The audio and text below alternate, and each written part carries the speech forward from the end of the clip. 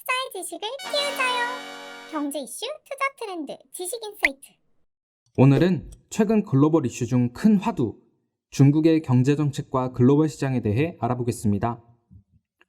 현재 대두되고 있는 중국의 산업 규제는 사실 이번이 처음이 아닙니다. 중국 공산당은 2017년 10월 24일 폐막한 제19차 당대회에서 시진핑 신시대 중국 특색의 사회주의 사상을 당장에 넣고 2018년 3월 베이징 인민대회당에서 진행한 3차 전체회의 개헌안을 통해 해당 사상을 헌법에 추가하고 주석 사면임 금지 조항을 폐지했습니다. 정부가 주도적으로 시장의 조정자가 되겠다는 의지와 사상 통제에 대한 의지가 담긴 것인데요. 여기에 반대하는 여론에 부딪히며 강한 반감을 사게 됩니다. 발발 움직임이 거세지자 중국 정부는 게임의 폭력성을 견제하기 시작했고 채팅을 통한 부정적 여론 확산을 막고 폭력적인 콘텐츠를 제한하는 등 게임 산업군에 대한 통제를 강화했습니다. 중국 정부는 국내외 업체들의 게임 판호를 금지하면서 철저히 통제했는데요. 같은 해 12월 29일까지 약 9개월간 게임 허가 승인을 제기하지 않았습니다. 당시 약 330억 달러의 세계 최대 게임 시장인 중국에서 규제가 잇따르자 세계 게임 업계 역시 얼어붙었습니다. 중국 시장 의존도가 높은 한국 게임사들의 수익성과 주가도 조정을 받았죠. 특히 홍콩 증시에 상장된 중국 최대 게임 업체 텐센트의 주가는 2018년 한 해 약 25% 하락했습니다.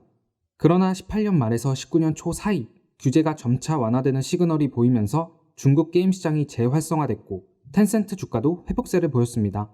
이번 헝다그룹 사태도 시진핑 정부 규제의 일환입니다. 2020년 11월 알리바바의 핀테크 계열사인 엔트그룹의 IPO를 하루 전에 취소시킨 이후 21년 4월 차량 공유기업 디디추징 등 빅테크 기업을 시작으로 부동산 대출, 사교육, 게임 등 다양한 산업을 대상으로 감독과 규제를 대폭 강화하고 있습니다. 이러한 일련의 규제 행위가 제2의 문화 대혁명이 아니냐는 말까지 나오고 있는데요. 배경에는 공유를 기본으로 하는 사회주의 국가임에도 불구하고 중국의 급성장에 따른 빈부 격차가 극심해진 데 있습니다.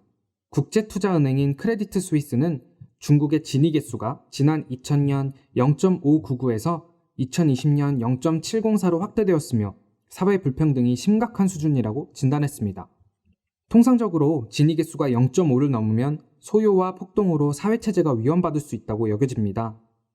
시진핑 주석은 이러한 중국의 빈부격차와 불평등을 해소하고 중상층을 육성하여 민심 이탈을 받고 장기 집권과 공산당 일당 체제를 공고히 하고자 공동부유를 내세운 것이라고 볼 수 있습니다.